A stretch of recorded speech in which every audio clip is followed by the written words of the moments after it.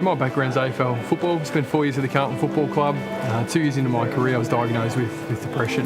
When I left my AFL career, it was difficult for me to really transition back into a normal day of life, and unfortunately I had to get to a moment where suicide seemed the only option moving forward. And I'm fortunate enough to still be here and be a survivor of suicide. And there are a lot of people that are at the ground here today, I'm sure, that have been a part of suicide and been affected by it in their communities. It's one of those things that can go through anyone. I'm not going to mention names, but play alongside guys in the AFL who have battled depression themselves, and to see what they go through day to day. And on the outside, it might seem like their life's fantastic, but it's just one of those things that can sort of strike anyone.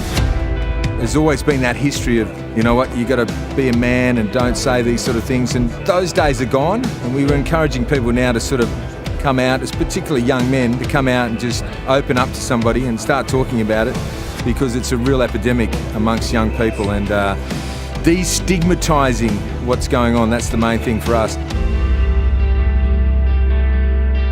To be able to put together a game like today where you have some ex-footy players, a couple of celebrities running around, just the community football clubs getting involved.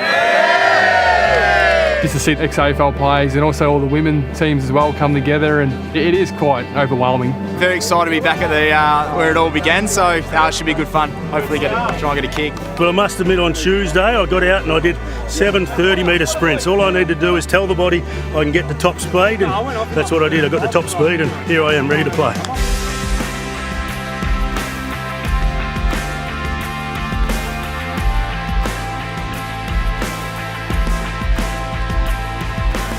Kicked 2 goals, but that's not a big deal. I probably am the shortest person to ever be in the ruck, so I'm feeling quite honoured. We have a message today that we're going to deliver, and that's choosing life. It doesn't work for me that our community suffers in silence anymore. So we're here together as 2 First Nations cultures to stand together.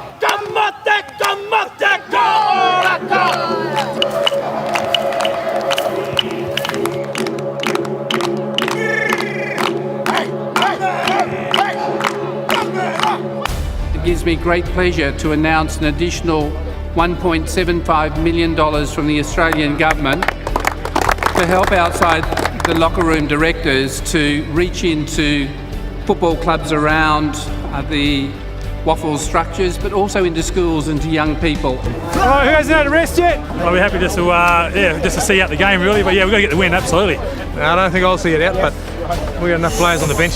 I've got the easy match-up. Roger Hayden was down there, so I don't know if you saw Rog play, but he didn't really play on anyone throughout his whole career, so I got off the chain, and the midfield's been going well, getting the ball down. Guys like Ryan Crowley doing good in the midfield.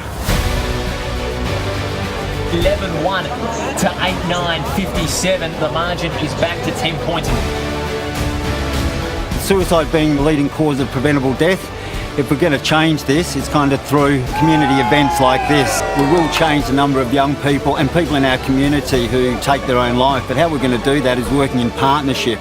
When you look at the grassroots program that Jake's put in place, right through to the emergency support that Lifeline provide, the safety net is phenomenal. We're going to make a difference.